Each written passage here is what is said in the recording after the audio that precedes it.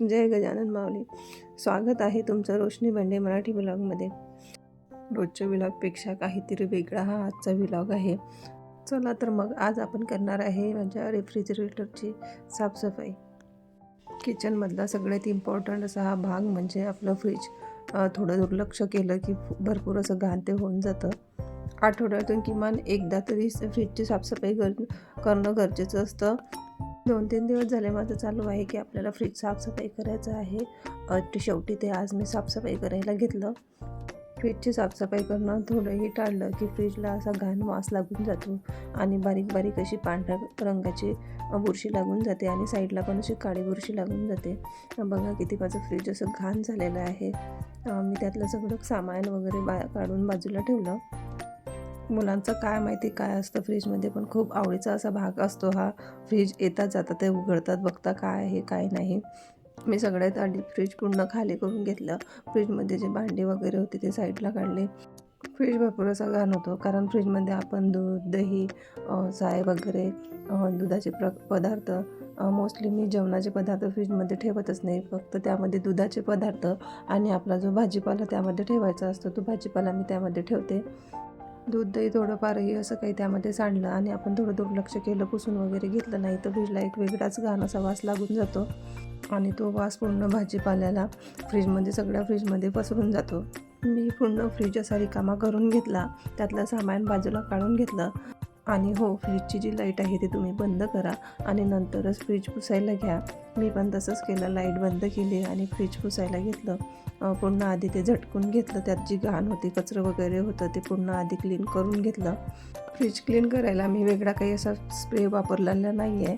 तो स्प्रे रिकामा होता, त्यामध्ये आपण डिश क्लीनरचे जे आपलं लिक्विड असते ते टाकलं आणि पाणी टाकून फ्रीजमध्ये तो करून घेतला. म्हणजे जेणेकरून जे ते डाग वगैरे आहे ते थोडे भिजले की छान असे निघून जातील. कारण आपण फ्रीजला घासणी वगैरे असं काही लावू शकत नाही, त्यामुळे मी स्प्रे आधी करून घेतला आणि नंतर एक कपडा घेतला आणि त्या कपड्याने छान असं पुसून घेतलं.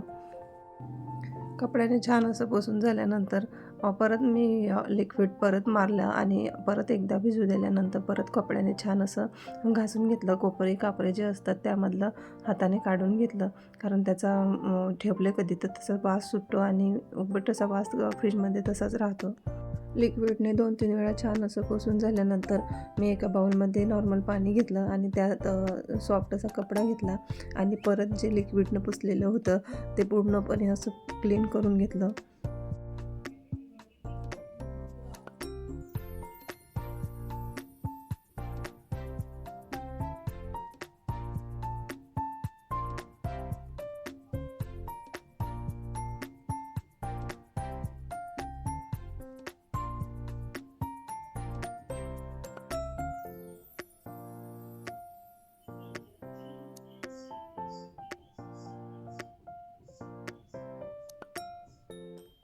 फ्रीजमधील ज्या काचेच्या वस्तू आहेत त्या शक्यतो मी घासून घेत नाही, कारण आपलं इकडे तिकडे पडलं की त्या लगेच फुटून जातात.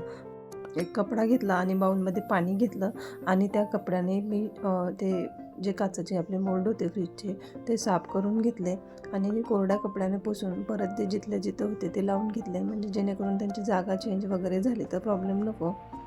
आणि काचेचे ज्याचे ट्रे पण मी तसेच साफसूफ करून घेतले, घासून काही घेतले नाही घासणीने. तो खालचा जो मोठा ट्रे असतो तोच मी घासून घेतला घासणीने.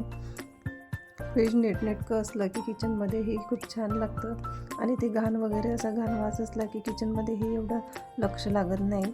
फ्रीज जेव्हा मी रिकामा केलं त्यातला जो आधी भाजीपाला होता जो कामाचा होता तो मी धुवायला बाजूला ठेवून दिला. परत त्यामध्ये धुवून पुसून ठेवला ना तर फ्रेश राहतं. काही गोष्टी अशा खराब होऊन गेलेल्या होत्या त्या बाजूला काढल्या आणि गाजरं वगैरे जे होते त्यांचे मी सोलून छान असे क्यूब करून ठेवलं की पटकन आपल्याला ते स्वयंपाकाला किंवा सलादमध्ये यूज केल्या जातात. एका डब्यामध्ये कट करून ते ठेवून दिले.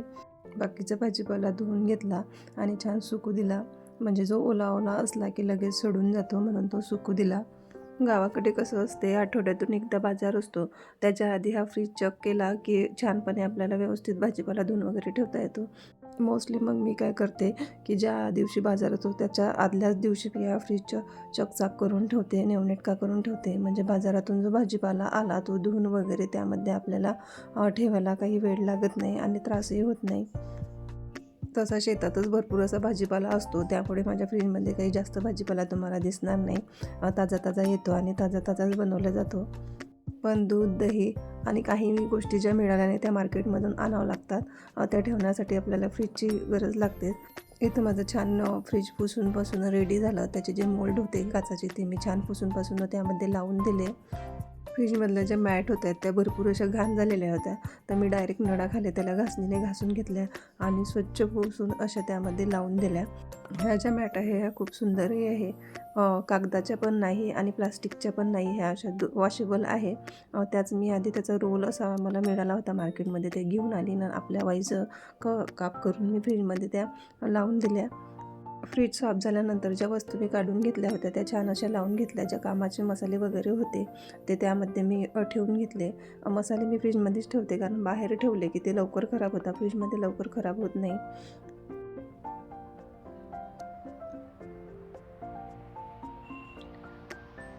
मसाल्याचे डबे वगैरे लावून झाल्यानंतर जे दुधाचे दह्याचे भांडे होते ते पण लावून घेतले आणि भाजीपाला बऱ्याच डब्यामध्ये असा ठेवून दिला आणि जो टपामध्ये टाकायचा होता तो टपामध्ये मी टाकून घेतला, छान स्वच्छ धुवून वगैरे.